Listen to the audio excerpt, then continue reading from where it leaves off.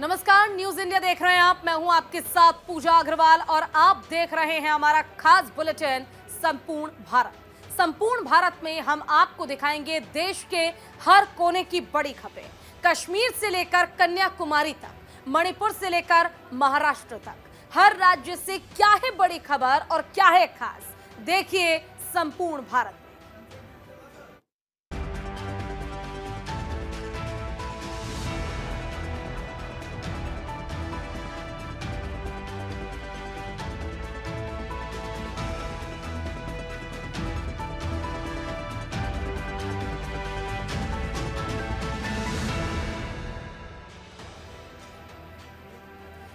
प्रधानमंत्री नरेंद्र मोदी के नए नारे, मैं हूं मोदी का परिवार, बीजेपी के नेताओं ने हाथों हाथ लिया है।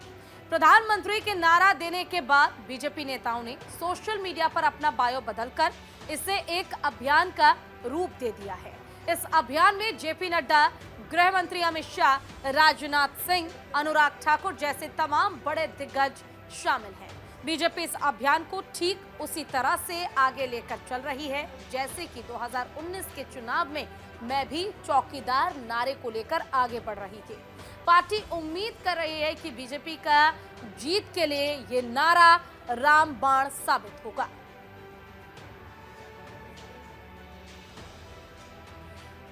तो वहीं रुक करते अगली खबर का। प्रधानमंत्री मोदी ने आज तेलंगाना के आदिलाबाद में जनसभा को संबोधित करते हुए आरजेडी सुप्रीमो लालू प्रसाद यादव पर जमकर हमला बोला। पीएम मोदी ने कहा, मेरे परिवार को लेकर विपक्ष मुझ पर निशाना साध रहा है, लेकिन अब पूरा देश बोल रहा है कि मैं हूं मोदी का परिवार। अपना भ्रष्टाचार, परिवारवाद और तुष्टीकरण में आकंठ डूबे इंडी गठबंधन के नेता बौखलाते जा रहे हैं। अब इन्होंने 2024 के चुनाव का अपना असली घोषणा पत्र निकाला है। मैं इनके परिवारवाद पर सवाल उठाता हूं तो इन लोगों ने बोलना शुरू कर दिया है कि मोदी का कोई परिवार नहीं है। अब तो कल ये कह देंगे कि तुम कभी जेल में तुझे सजा नहीं हुई इसलिए तुम राजनीति में नहीं आ सकते, ये भी कह देंगे। एक सपना लेकर के बचपन में घर छोड़ा था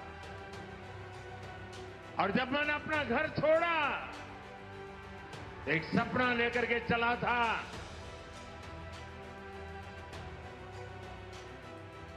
कि मैं देशवासियों के लिए जीऊंगा।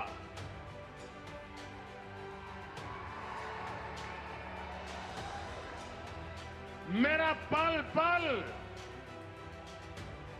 सिर्फ और सिर्फ आपके लिए होंगे। 140 करोड़ देशवासी, यही मेरा परिवार है। प्रधानमंत्री नरेंद्र मोदी तेलंगाना और तमिलनाडु के दौरे पर हैं और इस दौरान पीएम ने तेलंगाना के आदिलाबाद में 56,000 करोड़ रुपए से अधिक की परियोजनाओं और संगारेड्डी में 6,800 करोड़ रुपए से अधिक की विकासी परियोजनाओं का उद्घाटन किया। साथ ही तमिलनाडु के कलपक्कम में भारत के स्वदेशी प्रोटोटाइप फास्ट ब्रीडर रिक्स्टर की कोर लोडिंग की शुरुआत को देखा और रैली में जनता को संबोधित भी किया। मोदी ने विकसित भारत के साथ साथ विकसित तमिलनाडु का संकल्प लिया हुआ है। हमें जल्द ही भारत को दुनिया की टॉप 3 इकोनॉमी बनाना है। इसमें तमिलनाडु चेन्नई की भी बड़ी भूमिका है। भारत सरकार चेन्नई जैसे शहरों को विकसित करने के लिए निरंतर काम कर रही है। हमारी सरकार द्वारा चेन्नई में हजारों करोड़ रुपए के अर्बन इंफ्रास्ट्रक्चर प्रोजेक्ट पर काम किया जा रहा है। तो वहीं परिवार को लेकर पीएम मोदी पर लालू के हमले के बाद बीजेपी के तमाम नेताओं ने मोर्चा खोल दिया है। पार्टी ने नेता सुधांशु त्रिवेदी ने कहा है कि पीएम के परिवार पर हमला करना दुर्भाग्यपूर्ण है और इसका खामियाजा विपक्ष को उठाना पड़ेगा। उनके समुदाय, उनकी जाति, उनके परिवार, उनके स्वर्गीय पिताजी, उनकी स्वर्गीय माताजी को लेकर अनेक बार ऐसे आपत्तिजनक बयान दिए गए हैं जो लोकतंत्र की मर्यादा को तार-तार करते। और उसी सिलसिले में कल पटना की रैली में इंडी गठबंधन के सभी नेताओं की उपस्थिति में प्रधानमंत्री श्री नरेंद्र मोदी जी के ऊपर एक बार पुनः इस स्तर का, इस निचले और छिछले स्तर का शब्द प्रयोग किया गया है श्री लालू प्रसाद यादव जी के द्वारा, जो दुखद है और कष्टकारक है।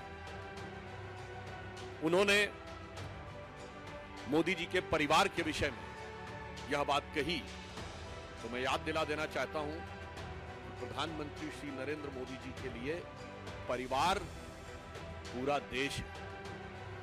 और यह बात आज की नहीं है बहनों भाइयों, हम सब लोग अपने परिवार के साथ होली दिवाली मनाते हैं। प्रधानमंत्री बनने के बाद 2014 की पहली दीपावली प्रधानमंत्री जी ने कहां मनाई थी?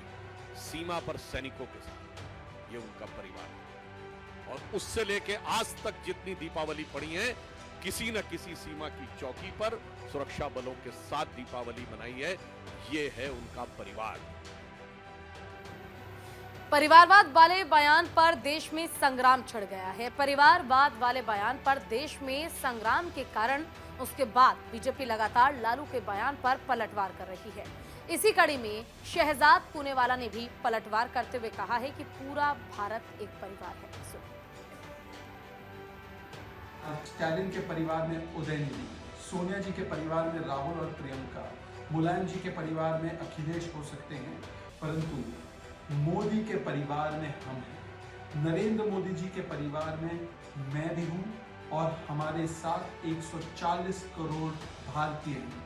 शोषित, वंचित, गरीब, ये नरेंद्र मोदी जी के परिवार में है।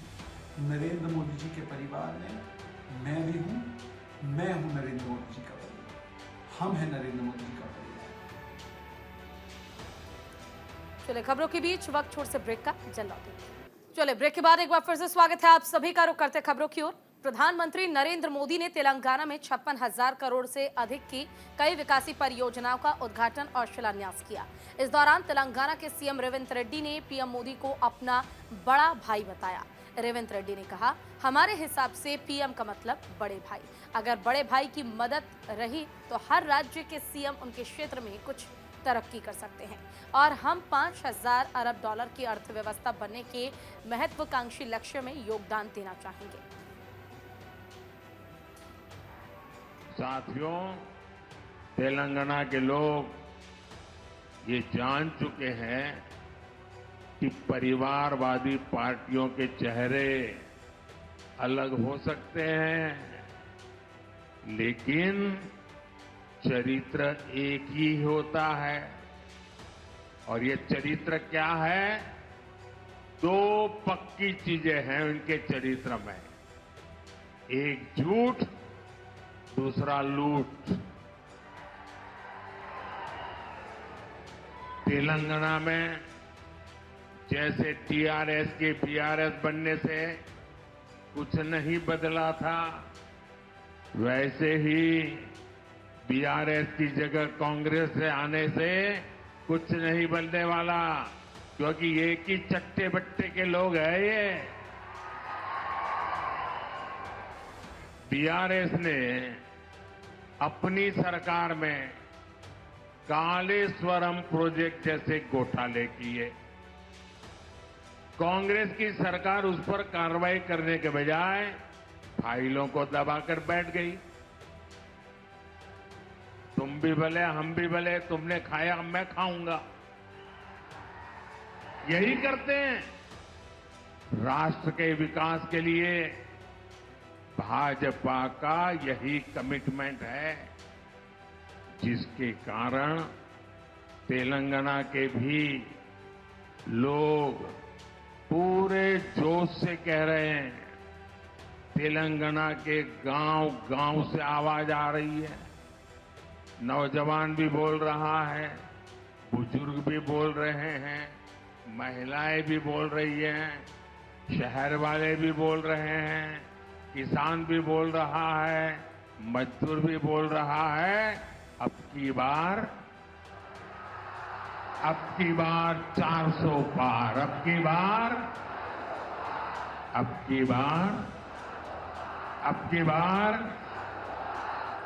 400 ताली।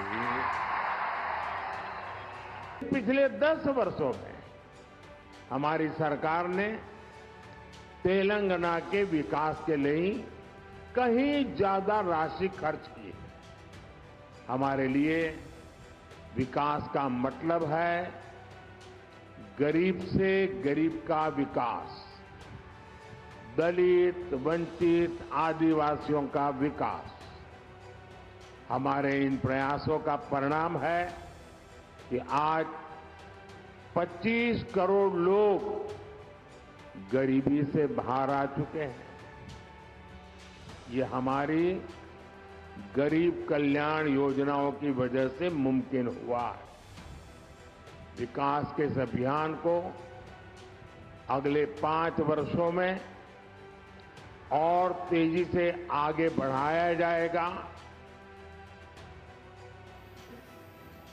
और यहाँ वक्त छोड़ से ब्रेक का जल्द लौटेंगे। ब्रेक के बाद फिर से स्वागत है आप सभी का। रुख करते खबरों का। दिल्ली की वित्त मंत्री आतिशी ने विधानसभा में बजट पेश किया। बजट भाषण में आतिशी ने बताया कि वित्त वर्ष 2024-25 प्रस्तावित कुल बजट 76,000 करोड़ रुपए है। समाज कल्याण विभाग को 6,216 करोड़ रुपए का प्रावधान किया गया। इसमें मुख्यमंत्री महिला सम्मान योजना के 2,000 करोड़ रुपए दिए गए हैं। माननीय अध्यक्ष महोदय, मैं आज सिर्फ केजरीवाल सरकार का 10वां बजट नहीं प्रस्तुत कर रही हूँ, लेकिन आज मैं सदन में पिछले 10 साल में दिल्ली की जो बदलती हुई तस्वीर है वो इस सदन के सामने रखूं। 2013 में जब हम लोग राजनीति में आए ही थे तो मैं देखती थी कि दिल्ली के लोगों का राजनीति से, लोकतंत्र से भरोसा ही उठ गया था। वो अपनी वोट डालने जाते तो जरूर थे, लेकिन ये सोचते थे कि आखिर इस वोट से होगा क्या। उन्होंने देखा था कि नेता आते हैं, नेता जाते हैं, सरकारें आती हैं, सरकारें जाती हैं, लेकिन एक आम इंसान की जिंदगी में कोई सुधार नहीं आता। उसकी जिंदगी में दुख, परेशानी, संघर्ष बने ही रहते। एक आम परिवार को अपने बच्चों को पढ़ाने में भी संघर्ष करना पड़ता था। वो अपना पेट काट कर अपने बच्चे को महंगे प्राइवेट स्कूल में भेजता था, और इसके बावजूद भी पढ़ाई खत्म होने के बाद बच्चों को नौकरी नहीं मिलती थी। इन्हीं सब कारणों की वजह से एक आम आदमी का सिर्फ सरकारों से नहीं, अपनी वोट से भी भरोसा उठने लग गया था। ऐसे में दिल्ली के लोगों के लिए अरविंद केजरीवाल जी एक उम्मीद की किरण बनकर आए। हम सभी भगवान श्री राम के जीवन से प्रेरित हैं, इसलिए हमने दिल्ली में राम राज्य के सपने को साकार करने का संकल्प लिया। रामचरितमानस में भी लिखा है कि राम राज नब गेस सुनु, सचराचर जग माही, काल करम स्वभाव गुण, कृत दुख काहू ही नाही।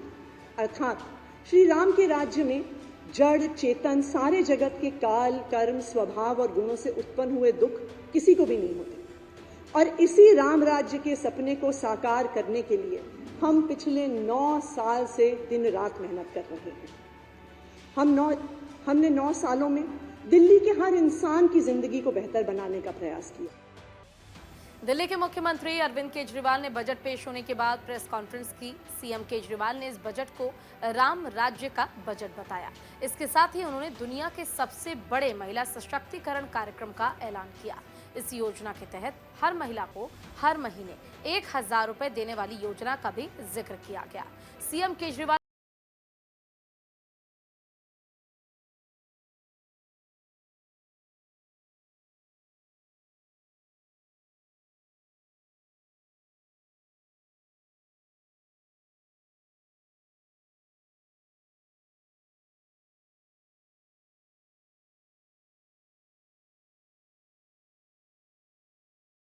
है, मेरे माता पिता मेरे साथ रहते हैं, मेरे बच्चे हैं, मेरी पत्नी है।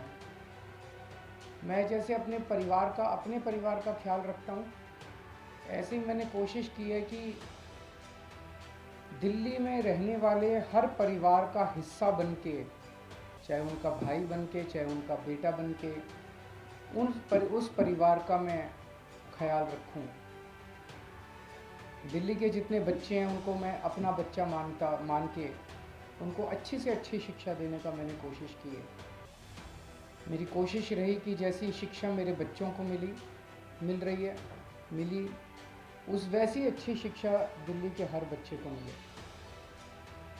मेरी कोशिश है कि अगर किसी के भी परिवार में दिल्ली में कोई बीमार हो तो पैसे के अभाव में उसका खराब इलाज नहीं होना चाहिए, उसे अच्छे से अच्छा इलाज मिलना चाहिए। तो हर परिवार का मैंने ख्याल रखने की कोशिश की, उनका बड़ा बेटा बन के, उनका भाई बन के। आज दिल्ली की मेरी माताओं के लिए और मेरी बहनों के लिए एक बहुत बड़ा ऐलान किया गया है। ये कोई चीज़ नहीं है। महिला सशक्तिकरण के क्षेत्र में मैं समझता हूँ ये दुनिया का सबसे बड़ा कार्यक्रम होगा महिला सशक्तिकरण का। बातें बहुत होती हैं, बातें करना बड़ा आसान है, महिला सशक्तिकरण, लेकिन सशक्तिकरण होगा कैसे? सबसे बड़ा सशक्तिकरण तो होता है जब हाथ में पैसा हो, जेब में पैसा हो।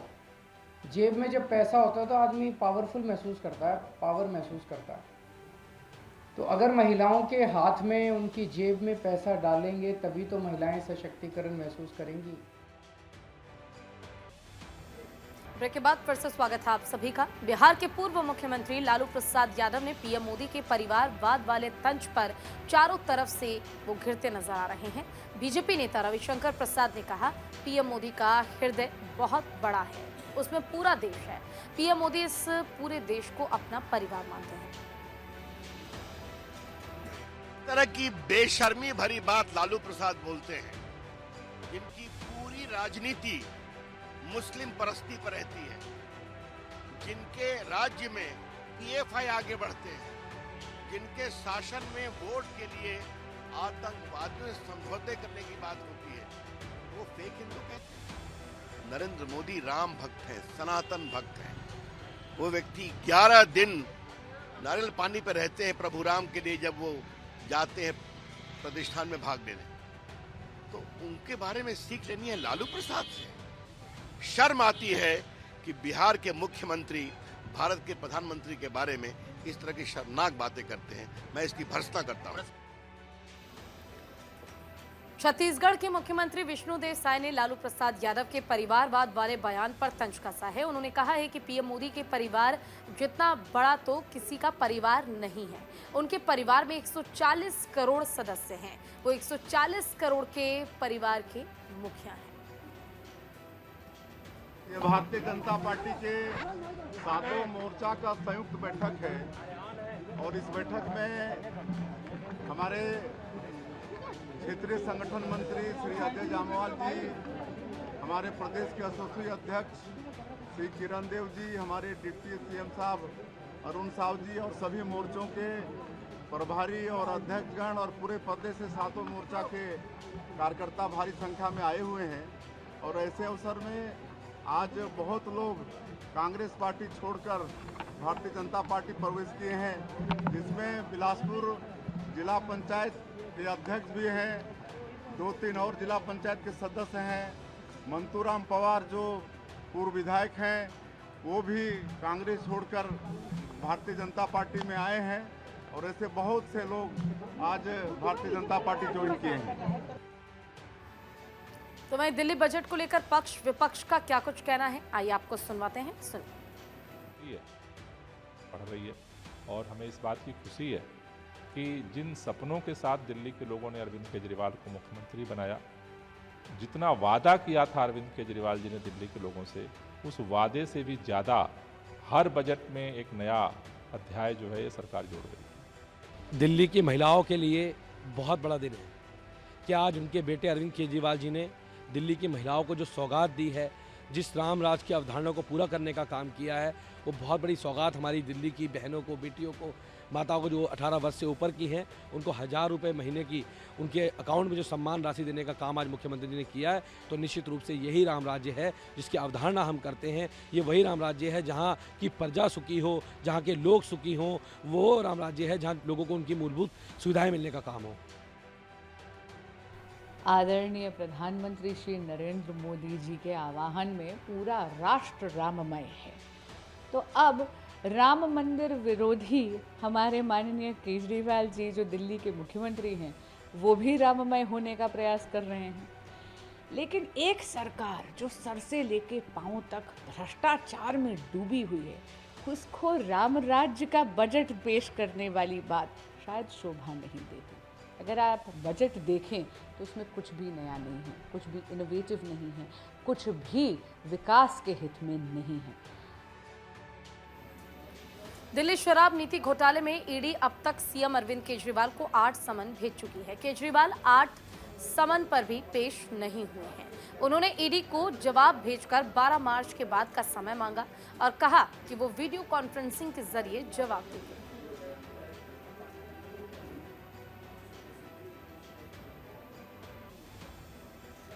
वहीं मध्य प्रदेश के राजगढ़ में कांग्रेस नेता राहुल गांधी ने जमकर केंद्र सरकार पर हमला बोला। उन्होंने कांग्रेस की भारत जोड़ो न्याय यात्रा के दौरान कहा कि सरकार का आपको नौकरी देने का कोई इरादा नहीं है। उन्होंने अग्निवीर योजना दी, लेकिन फिर वो परीक्षा के पेपर लीक कर देते हैं क्योंकि इन्हें किसी को सरकारी नौकरी नहीं देनी है।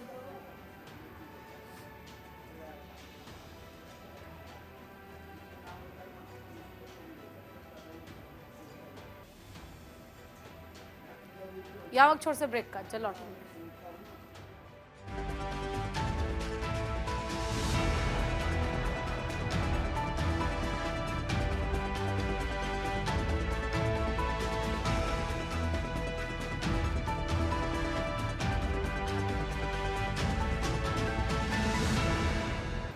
चलिए ब्रेक के बाद फिर से स्वागत है आप सभी का। रुक करते खबरों की ओर। मध्य प्रदेश के मुख्यमंत्री डॉक्टर मोहन यादव अपने मंत्रिमंडल के सदस्यों के साथ अयोध्या पहुंचे, जहां उन्होंने अपनी टीम के साथ रामलला के दर्शन किए और साथ ही अयोध्या जाने से पहले वल्लभ भवन में कैबिनेट की मीटिंग हुई। कैबिनेट की मीटिंग में एमपी सरकार ने कई महत्वपूर्ण फैसले लिए।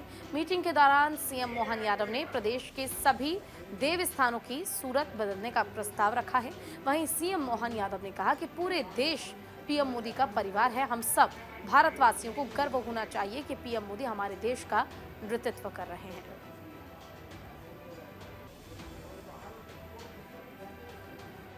ऐसे यशस्वी प्रधानमंत्री हमारे देश का नेतृत्व हमने भी जोड़ा है, सभी जोड़ रहे हैं। और ये बात सही कि माननीय मोदी जी का ये जो ध्येय वाक्य है कि समूचा परिवार उनका है, पूरा भारत देश उनका परिवार है, ये उनके बहुत उदात्त विचार है। मैं उनको धन्यवाद देना चाहूँगा और हम सब भारतवासियों को गर्व होना चाहिए कि ऐसे यशस्वी प्रधानमंत्री हमारे देश का नेतृत्व कर रहे हैं, जिनके कारण से बच्चा बच्चा उनके इस भाव को श्रद्धान्वित है और स्वागत करता है। राजस्थान के मुख्यमंत्री भजनलाल शर्मा ने राजभवन पहुंचकर राज्यपाल से मुलाकात की। भजनलाल शर्मा ने जयपुर के राजभवन में राज्यपाल कलराज मिश्रा से शिष्टाचार मुलाकात की और इस दौरान राज्यपाल कलराज मिश्रा और मुख्यमंत्री भजनलाल शर्मा ने आपस में राज्य की कई हालातों पर चर्चा की। इसके इतर राज्यपाल कलराज मिश्रा और मुख्यमंत्री भजनलाल शर्मा की मुलाकात के कई मायने हो सकते हैं। चर्चाओं में है कि जल्द ही राजस्थान में मंत्रिमंडल का विस्तार हो सकता है।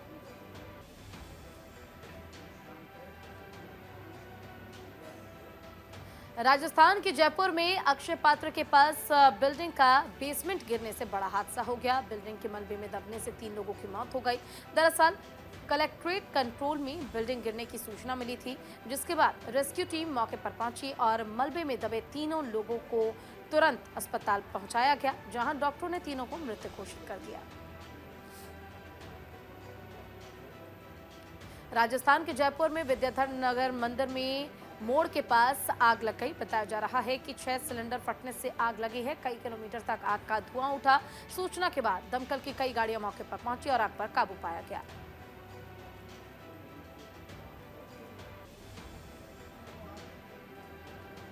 ग्रेटर नोएडा में ऑनलाइन साइबर ठगी करने के बाद चीनी गैंग का भांडाफोड़ हुआ है। मामले में 3 लोगों को गिरफ्तार किया गया। बता दें कि साइबर फ्रॉड कंबोडिया से संचालित हो रहा है और 531 एक्टिव भारतीय सिम, 4 पासपोर्ट, 9 मोबाइल, 11,000 नेपाली मुद्रा, 94,000 भारतीय मुद्रा, संघाई का बोर्डिंग पास और कई आईडी कार्ड्स बरामद किए गए। जानकारी के मुताबिक अवैध रूप से चीनी नागरिक भारत पहुंचा था और साथ ही IB, ATS, SSB सहित कई एजेंसियां मामले की जांच कर रही है।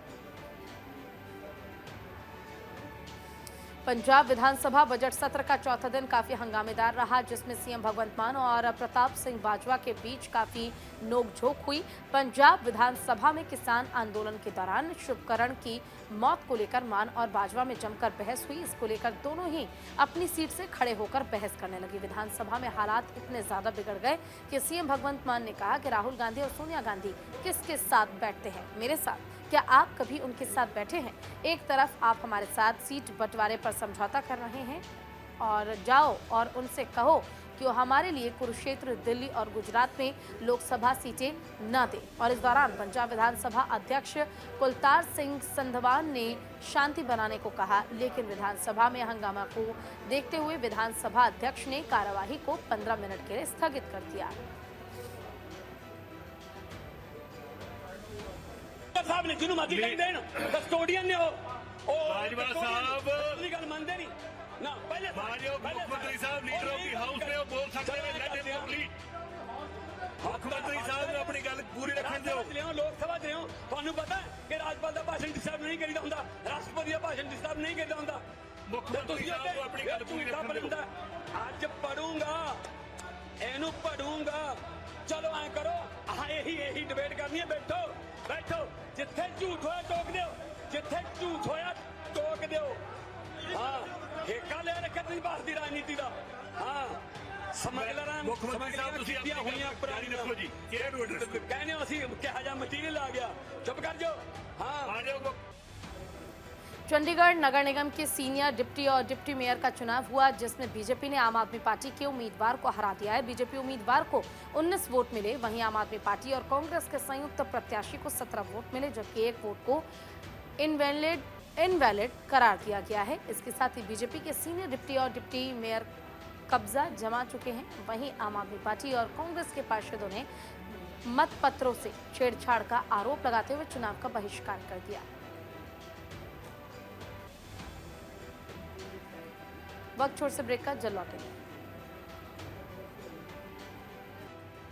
चलिए ब्रेक के बाद फिर से स्वागत है आप सभी का। रुक करते खबरों का। हरियाणा के सीएम मनोहर लाल ने एक्स में लिखा कि नमो ऐप के जरिए मैंने भी एक छोटा सा योगदान किया है। बीजेपी को पीएम मोदी के विकसित भारत निर्माण के लिए हर उस भारतीय का योगदान चाहिए जो भारत को विश्व गुरु के रूप में देखना चाहता है। साथ ही उन्होंने कहा कि मेरा आप सभी से निवेदन है कि इस डोनेशन में आप सभी बढ़ चढ़ कर हिस्सा लें। बीजेपी ने चुनाव के लिए डोनेशन अभियान शुरू किया है।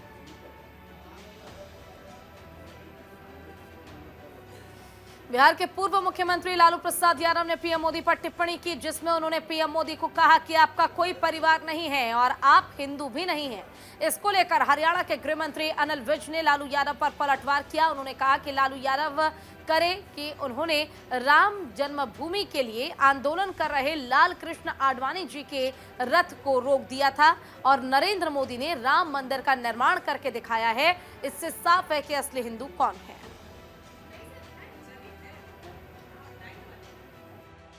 मैंने पहले भी कहा है कि इस देश में सबसे ज़्यादा अन्याय अगर किसी ने किया है तो कांग्रेस पार्टी ने किया है, इसके परिवार वालों ने किया है, जिन्होंने देश का धर्म के आधार पर विभाजन करवाया और लाखों लोग मरवा दिए, लाखों लोग बेघर कर दिए, संविधान को पैरों तले रौंद कर तेरी दादी ने इमरजेंसी लगा दी, 1 लाख लोगों को अंदर कर दिया। बार बार तुमने चुनी हुई सरकारों को गिराया है। हरियाणा के नफीस सिंह राठिया हत्याकांड में पुलिस को बड़ी कामयाबी मिली है। गोवा से हरियाणा पुलिस ने 2 शूटरों को गिरफ्तार किया। फिलहाल झज्जर पुलिस ने इस मामले की पुष्टि कर दी है और ऐसा बताया जा रहा है कि झज्जर पुलिस और भी खुलासे कर सकती है।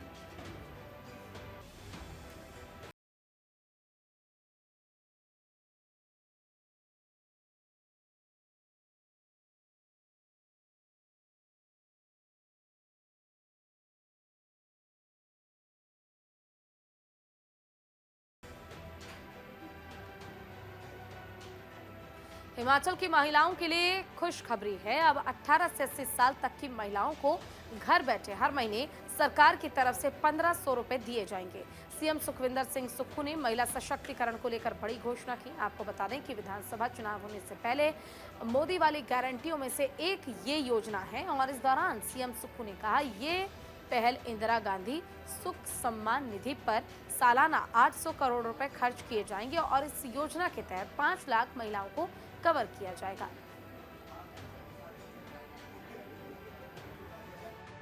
इस प्रेस कॉन्फ्रेंस के माध्यम से हमारी 5वीं गारंटी को पूरा करने जा रहे हैं। वो गारंटी बार बार, क्योंकि विधानसभा के सत्र के समय जब मैंने बजट का रिप्लाई देना था उस समय इसकी घोषणा करनी थी, लेकिन हो हल्ला के बीच में वो घोषणा करना मैंने उचित नहीं समझा। आज हम जो हमारी बेटियां 18 साल से ऊपर की उम्र पार कर चुकी है और उनके जीवन भर तक, जब तक वो इस संसार में रहेंगी, 18 साल से ऊपर की 80 साल तक की सभी जो हमारी महिलाएं हैं उनको हम इस वित्तीय वर्ष में 1500 रुपये मासिक पेंशन देने की घोषणा करते हैं। ये हमारी सबसे बड़ी गारंटी थी। उत्तर प्रदेश के गाजियाबाद में एक नामी शिप्रा मॉल की पार्किंग में एक युवक ने बच्ची के ऊपर कार चढ़ा दी, जिसमें वो गंभीर रूप से घायल हो गई। इसके बाद जब परिवार वालों ने बच्ची को अस्पताल पहुंचाने को कहा तो उसने साफ इनकार कर दिया। किसी तरह परिजन बच्ची को लेकर अस्पताल पहुंचे, लेकिन डॉक्टरों ने उसे मृत घोषित कर दिया। दरअसल बच्ची के परिजनों का आरोप है कि आरोपी युवक तेज रफ्तार से कार चला रहा था और इस दौरान कार को पार्क करने के दौरान उसने लापरवाही से गाड़ी एक 3 साल की मासूम बच्ची पर चढ़ा दी। पुलिस ने केस दर्ज कर मामले की जांच शुरू कर दी है। कल दिनांक 2 फरवरी को शाम लगभग 7 बजे थाना इंदिरापुरम को शिप्रा चौकी अंतर्गत एक बच्ची के एक्सीडेंट की सूचना मिली।